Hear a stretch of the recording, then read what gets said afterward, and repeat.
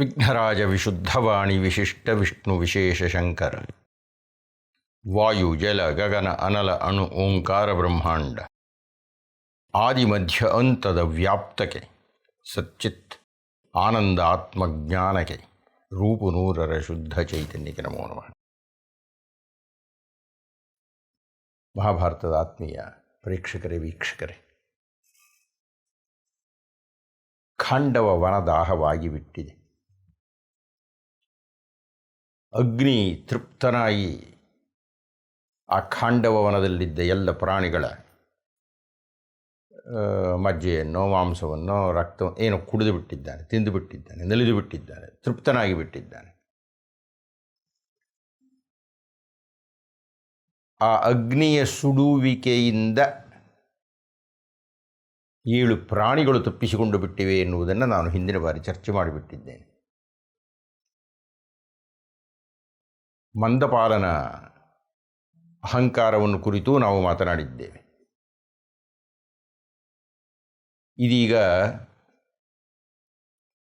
ಹಿಂದಿನ ಉಪನ್ಯಾಸದ ಕೊನೆಯಲ್ಲಿ ನಾನು ಹೇಳಿದ್ದೆ, ಈ ಇಡೀ ಪ್ರಕರಣದಲ್ಲಿ, ಖಾಂಡವ ವನ ದಹನದ ಇಡೀ ಪ್ರಕರಣದಲ್ಲಿ ಮೂಲಭೂತವಾಗಿ ಒಂದು ವಿಷಯ ನನಗೆ ಗೊಂದಲವಾಗಿದೆ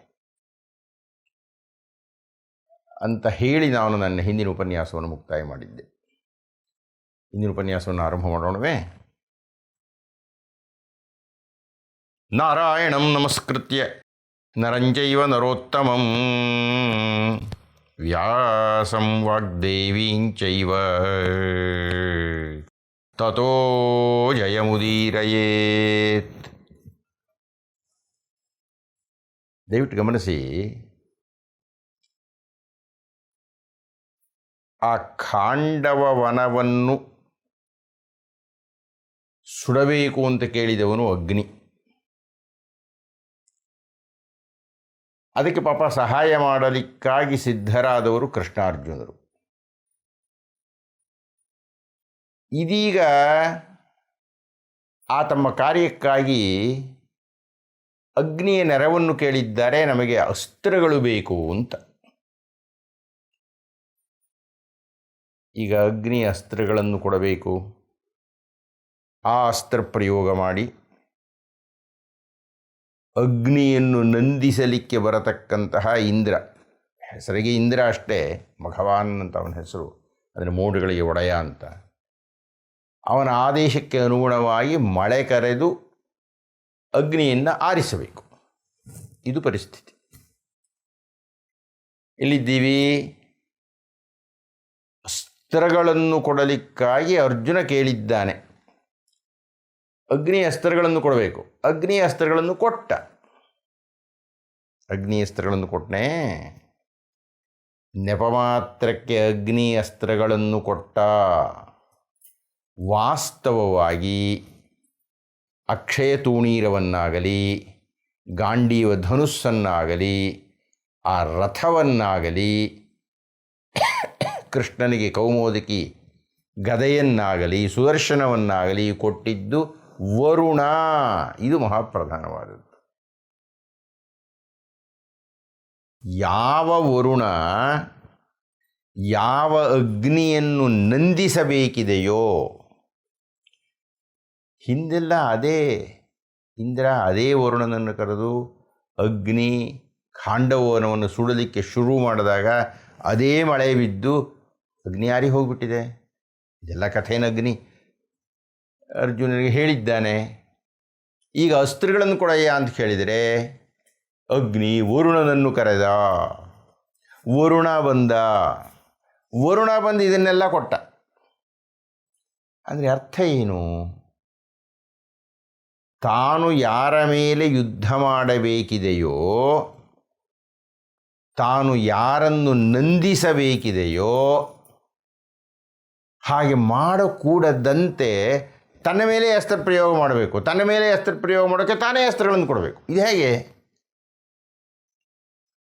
ಇದು ನನಗೆ ಅರ್ಥವಾಗಲಿಲ್ಲ, ಈಗಲೂ ಅರ್ಥವಾಗ್ತಾ ಇಲ್ಲ.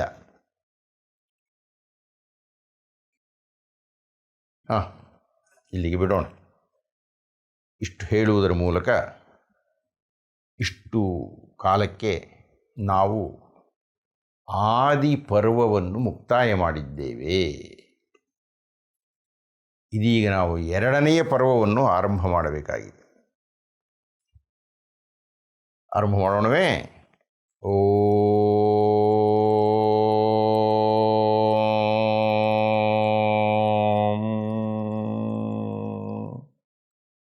ಇದೀಗ ಸಭಾಪರ್ವದ ಆರಂಭ. ಈ ಸಭಾಪರ್ವ ಅದರ ಒಳಗೆ ಹೋಗುವುದಕ್ಕಿಂತ ಮುನ್ನ ಒಂದು ಅಂಶವನ್ನು ನಾವು ಶ್ರುತಪಡಿಸಿಕೊಳ್ಳೋಣ. ಇಡೀ ಮಹಾಭಾರತಕ್ಕೆ ತಿರುವು ಕೊಡತಕ್ಕಂಥದ್ದು ಸಭಾಪರ್ವ. ಈ ಸಭಾಪರ್ವದಲ್ಲಿನ ಒಂದೆರಡು ಮಹಾ ಮನುಷ್ಯನ ದೌರ್ಬಲ್ಯಗಳನ್ನು ಕುರಿತು ನಾವು ಚರ್ಚೆ ಮಾಡಲಿದ್ದೇವೆ. ಹಾಗೆ ನೋಡಿದರೆ ಧರ್ಮರಾಯನಂತಹ ಧರ್ಮರಾಯನಲ್ಲಿಯೂ ಇರತಕ್ಕಂಥ ಒಂದು ಗುಣ ನಮ್ಮೆಲ್ಲರಲ್ಲೂ ಇದೆ. ಇದು ನಮ್ಮೆಲ್ಲರಲ್ಲಿಯೂ ಇರತಕ್ಕಂಥ ಆ ಒಂದು ಅಂಶ ಏನಪ್ಪ ಅಂದರೆ, ಕೇಳಲಿಕ್ಕೆ ಕಹಿ, ಆದರೆ ನಮ್ಮೆಲ್ಲರಲ್ಲಿಯೂ ಇರತಕ್ಕಂಥದ್ದು ಅಸೂಯೆ. ನಾವು ಏನನ್ನೋ ಸಂಪಾದಿಸಿದರೆ, ಏನನ್ನೋ ಸಾಧಿಸಿದರೆ, ಏನನ್ನೋ ಗಳಿಸಿದರೆ, ಇಂಥದ್ದು ಏನೋ ಮಾಡಿ ನಮ್ಮದನ್ನಾಗಿ ನಾವು ಏನನ್ನಾದರೂ ಮಾಡಿಕೊಂಡರೆ ಅಷ್ಟರಿಂದ ನಮಗೆ ತೃಪ್ತಿ ಆಗಲ್ಲ. ಹಾಗೆ ಮಾಡಿಕೊಳ್ಳುವುದನ್ನು ಅನ್ಯರು ನೋಡಬೇಕು.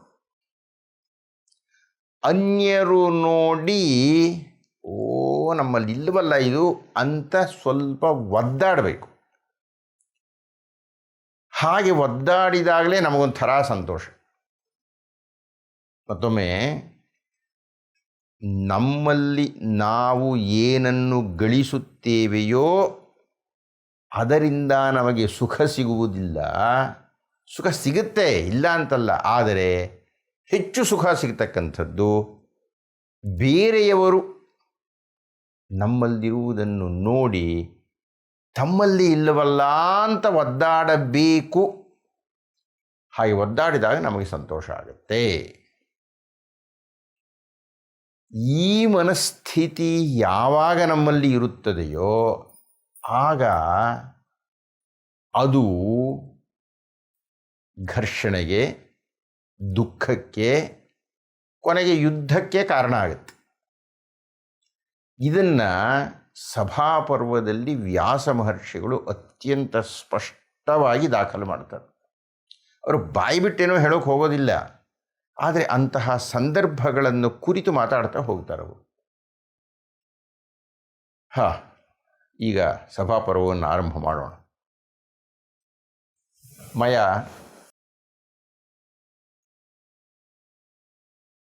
ಅರ್ಜುನ ಕೃಷ್ಣರ ಹತ್ತಿರ ಕುಳಿತು ಪ್ರಾರ್ಥನೆ ಮಾಡಿದ್ದ. ಅರ್ಜುನ, ನೀನು ನನ್ನನ್ನು ರಕ್ಷಿಸಿದ್ದೀಯೇ, ನೀನು ನನಗೆ ರಕ್ಷಣೆ ಕೊಟ್ಟಿದ್ದೀಯೇ, ನಿನ್ನಿಂದ ನನ್ನ ಪ್ರಾಣ ಉಳಿಯಿತು. ಕೃಷ್ಣನ ಸುದರ್ಶನ ಕತ್ತರಿಸ್ಬಿಡ್ತಾ ಇತ್ತು, ಅಗ್ನಿ ನನ್ನ ಸುಟ್ಟಾಕ್ಬಿಡ್ತಾ ಇದ್ದ. ನೀನು ಮಾವೈ ಅಂತ ಹೇಳಿ ರಕ್ಷಣೆ ಕೊಟ್ಟೆ, ಆದ್ದರಿಂದ ಅವರಿಬ್ಬರು ಸುಮ್ಮನಾದರು. ಹೀಗಾಗಿ ನಾನು ನಿನಗೆ ತುಂಬ ಕೃತಜ್ಞನಾಗಿದ್ದೇನೆ. ಕೃತಜ್ಞತೆಯನ್ನು ಬರೀ ಬಾಯಿನಲ್ಲಿ ಹೇಳಿದರೆ ಆಗಲ್ಲಪ್ಪ. ನಾನೇನಾದರೂ ನಿನಗೆ ಉಡುಗೊರೆಯನ್ನು ಕೊಡಬೇಕು, ಪ್ರತಿಕ್ರಿಯೆ ಮಾಡಬೇಕು, ಏನೋ ಒಂದು ಏನನ್ನಾದರೂ ತಗೋಬೇಕು ನೀನು ನನ್ನಿಂದ ಅಂತ ಪ್ರಾರ್ಥನೆ ಮಾಡಿ. ಏನು ಮಾಡಲಿ ಹೇಳು? ನಿನಗಾಗಿ ನಾನು ಏನು ಮಾಡಲಿ? ಅರ್ಜುನ ಹೇಳ್ದ, ನೀನು ಮತ್ತೆ ಮತ್ತೆ ಹೇಳ್ತಾ ಇದ್ದೀಯ ನನ್ನಿಂದ ನಿನಗೆ ಉಪಕಾರವಾಗಿದೆ ಅಂತ.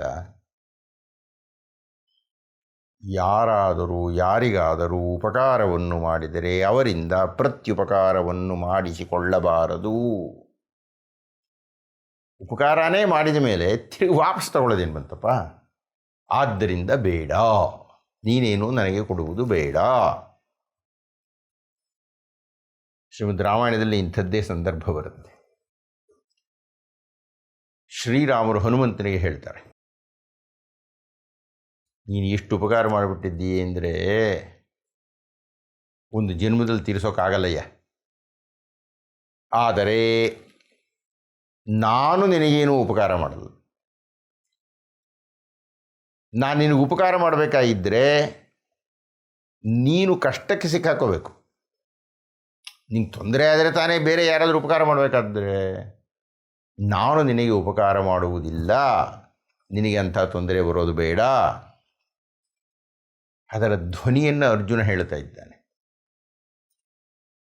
ಉಪಕಾರವನ್ನು ಯಾರಾದರೂ ಯಾರಿಗಾದರೂ ಮಾಡಿದರೆ ಹಾಗೆ ಮಾಡಿದವರು ಉಪಕಾರ ಮಾಡಿಸಿಕೊಂಡವರಿಂದ ಮತ್ತೆ ವಾಪಸ್ಸು ಏನನ್ನೂ ತೆಗೆದುಕೊಳ್ಳಬಾರದು.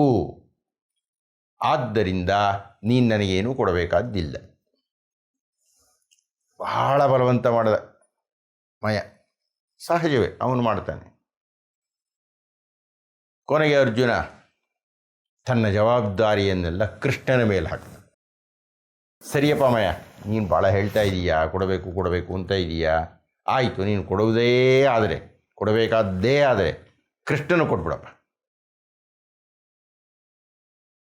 ಕೃಷ್ಣ ಭಾಳ ಯೋಚನೆ ಮಾಡಿ ಅವನು ಇನ್ನೊಂದು ಕಡೆ ಹಾಕ್ಬಿಟ್ರೆ, ನೋಡಪ್ಪ ಮಯ, ಅರ್ಜುನನಿಗೂ ಬೇಡ, ನನಗೂ ಬೇಡ, ಧರ್ಮರಾಯನಿಗೆ ಕೊಟ್ಟುಬಿಡು. ಧರ್ಮರಾಯನ ಚಿತ್ರದಲ್ಲೇ ಇಲ್ಲ, ಇಲ್ಲಿ ಇರಲಿ, ತಾವು ತೆಗೆದುಕೊಳ್ಳದೆ ಮತ್ತೊಂದು ತರಹ. ನೀನು ಹೇಗೂ ಶಿಲ್ಪಿ, ದೇವತೆಗಳಿಗೆ ವಿಶ್ವಕರ್ಮರಿದ್ದಂತೆ ದಾನವರಿಗೆ ನೀನು ಶಿಲ್ಪಿ. ಅದು ಕಾರಣ ಒಂದು ಒಳ್ಳೆ ಸಭಾಭವನ ಕಟ್ಕೊಡಪ್ಪ ಯುಧಿಷ್ಠಿರನಿಗೆ ಅಂತ ಕೃಷ್ಣ ಸಲಹೆ ಕೊಟ್ಟ. ಮಯ ಅದನ್ನು ಒಪ್ಪಿಕೊಂಡ. ಮಯ ಭವನದ ನಿರ್ಮಾಣವನ್ನು ಮಾಡಲಿಕ್ಕೆ ಶುರು ಮಾಡಿದ. ಭಾಳ ಅದ್ಭುತವಾಗಿದೆಯಂತೆ ತುಂಬ ಮಯಭವನ ಅಂತ ವರ್ಣನೆಗಳು ಬಹಳ ಜಾಸ್ತಿ ಇದೆ. ಮಯ ಹೇಳಿದ, ಕೈಲಾಸ ಪರ್ವತದ ಪಕ್ಕದಲ್ಲಿ ಮೈನಾಕ ಪರ್ವತ ಅಂತ ಇದೆ. ಆ ಮೈನಾಕ ಪರ್ವತದ ಕೆಳಗೆ ಒಂದು ಸರೋವರ ಇದೆ, ಅದರೊಳಗೆ ಒಂದು ಶಂಖ ಇದೆ, ದೇವದತ್ತ ಅಂತ. ಅದನ್ನು ನಾನು ನಿನಗೆ ತಂದು ಕೊಡಬೇಕು. ಹಾಗೆ ಅದರೊಳಗೆ ಒಂದು ಬಹಳ ಭಾರವಾಗಿರತಕ್ಕಂಥ ಗದೆ ಇದೆ. ಆ ಗದೆಯನ್ನು ನಾನು ನಿಮ್ಮ ಅಣ್ಣನಿಗೆ ತಂದು ಕೊಡಬೇಕು. ಹಾಗೂ ಒಂದು ರತ್ನ ಭಂಡಾರ ಇದೆ, ಅದರೊಳಗೆ ರತ್ನಗಳು ತುಂಬಿದೆ, ಅದನ್ನು ನಾನು ತರಬೇಕು. ಎಲ್ಲ ವರ್ಣನೆ ಬರುತ್ತೆ, ಅದನ್ನೆಲ್ಲ ಅವನು ತೊಗೊಂಡು ಬಂದ. ಅದನ್ನೆಲ್ಲ ಮಯ ಭವನದಲ್ಲಿ ಅಲ್ಲಲ್ಲಿ ಹುದುಗಿಸಿದ, ಇತ್ಯಾದಿ. ಅಂತೂ ಮಯಭವನ ಮತ್ತೆ ಮಾಯಾಭವನ ಅನ್ನುವುದಕ್ಕೆ ಮಕಾರಕ್ಕೆ ಒಂದು ದೀರ್ಘ ಕೊಟ್ಬಿಡಿ, ಅದು ಮಾಯಾಭವನವಾಗಿಬಿಡುತ್ತೆ. ಮಾಯೆ ಅನ್ನುವುದು ಸತ್ಯವಲ್ಲ, ಅದು ಮಾಯೆ. ಅದೇ ಮಯಭವನ. ನಾನು ಮುಂದೆ ಮಾತಾಡ್ತೀನಿ ಅದನ್ನು ವಿಸ್ತಾರವಾಗಿ. ಅಂತೂ ಮಯಭವನ ಮಯನಿಂದ ನಿರ್ಮಿತವಾಗಿ ಧರ್ಮರಾಯನಿಗೆ ಕೊಡಲ್ಪಟ್ಟಿತು. ಆಯಿತು, ಸಾಂಗವಾಗಿ ಧರ್ಮರಾಯ ಗೃಹ ಪ್ರವೇಶವನ್ನೂ ಮಾಡಿ ಎಲ್ಲ ಋಷಿಗಳೆಲ್ಲ ಬಂದಿದ್ದಾರೆ, ಋತ್ವಿಜರೆಲ್ಲ ಇದ್ದಾರೆ, ಅನೇಕ ರಾಜರುಗಳೆಲ್ಲ ಇದ್ದಾರೆ. ಧರ್ಮರಾಯನಿಗೆ ತುಂಬ ಸಂತೋಷವಾಯಿತು, ಮಹಾ ಸಂತೋಷವಾಯಿತು. ಆಗ ನಾರದರು ಬರ್ತಾರೆ, ಅವರ ಸಹ ಗಾಯಕರ ಸಹಿತ. ನಾರದರಿಗೆ ಸತ್ಕಾರವನ್ನೆಲ್ಲ ಧರ್ಮರಾಯ ಮಾಡಿದ. ನಾರದ ಧರ್ಮರಾಯನ ರಾಜ್ಯಭಾರ ಕ್ರಮವನ್ನು ಪ್ರಶ್ನಿಸುವಂತೆ ನೀತಿಯನ್ನು ಉಪದೇಶ ಮಾಡಿದೆ.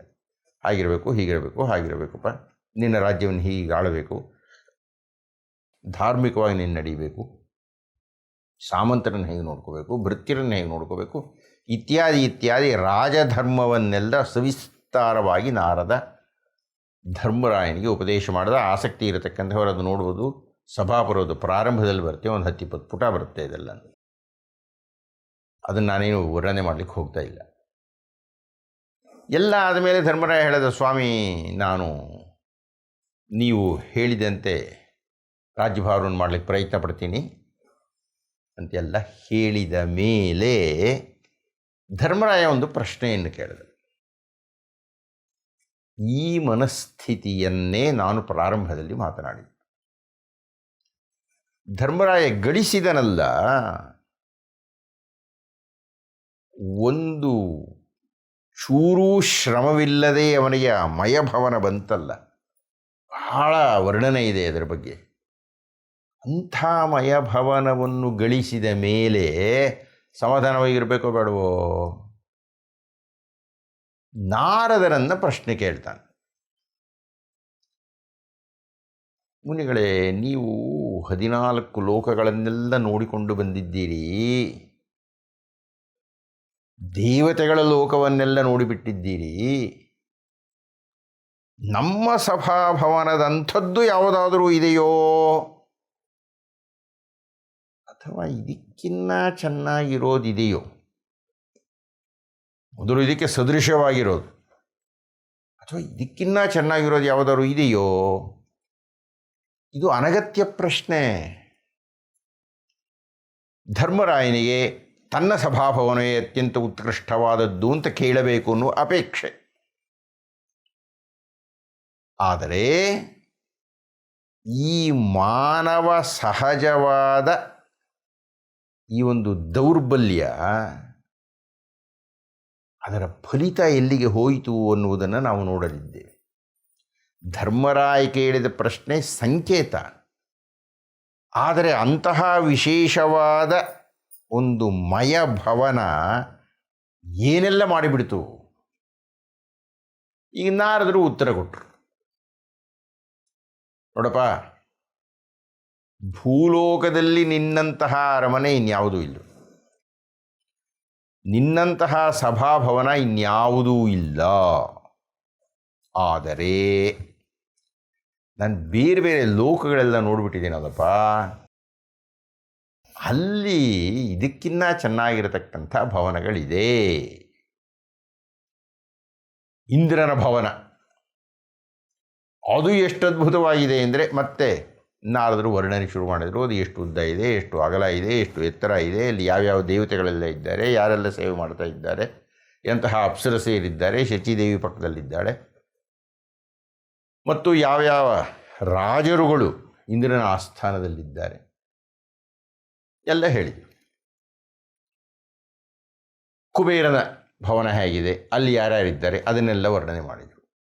ವರುಣ ಅವನ ಆಸ್ಥಾನದಲ್ಲಿ ಯಾರ್ಯಾರಿದ್ದಾರೆ, ಯಮನ ಅವನ ಆಸ್ಥಾನದಲ್ಲಿ ಯಾರ್ಯಾರಿದ್ದಾರೆ ಎಲ್ಲ ವರ್ಣನೆ ಮಾಡಿದ್ದಾರೆ. ಹಾಗೆ ವರ್ಣನೆ ಮಾಡ್ತಾ ಇದ್ದಾಗ ಧರ್ಮರಾಯ ಕೇಳಿದ, ಅದೇನು ಎಲ್ಲ ರಾಜರುಗಳ ಹೆಸರು ಎಲ್ಲೆಲ್ಲೋ ಹೇಳಿದಿರಿ, ಆದರೆ ಸತ್ಯ ಹರಿಶ್ಚಂದ್ರನ ಸ್ಥಾನ ಮಾತ್ರ ಇಂದ್ರನ ಜೊತೆಗೆ ಇದೆ ಅಂತ ಹೇಳ್ತಾ ಇದ್ದೀರಲ್ಲ, ಅದ್ಯಾಕೆ? ಅದೇನು ವಿಶೇಷವಾದ ಕಾರ್ಯವನ್ನು ಮಾಡಿದ? ಹರಿಶ್ಚಂದ್ರ ಎಲ್ಲರನ್ನೂ ಗೆದ್ದ, ಸತ್ಯ ಹರಿಶ್ಚಂದ್ರನಾದ. ಆಮೇಲೆ ಆತ ರಾಜಸೂಯ ಯಾಗವನ್ನು ಮಾಡಿದ.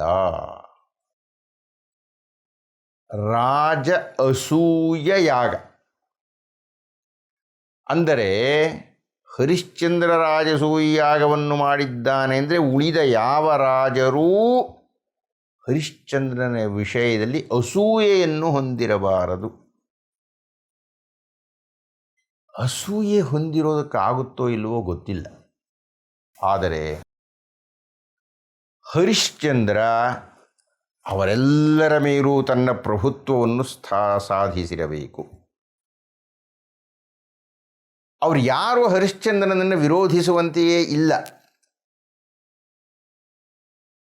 ಆ ರೀತಿ ಅವನು ಎಲ್ಲರನ್ನೂ ಗೆದ್ದು ರಾಜಸೂಯ ಯಾಗವನ್ನು ಮಾಡಿದ್ದರಿಂದ ರಾಜಸೂಯ ಯಾಗದ ಕೊನೆಯಲ್ಲಿ ಅವನು ಅಭಿಷಿಕ್ತನಾಗಿದ್ದರಿಂದ ಅವನಿಗೆ ಇಂದ್ರನ ಆಸ್ಥಾನದಲ್ಲಿ ಜಾಗ ಸಿಕ್ಕಿದೆ.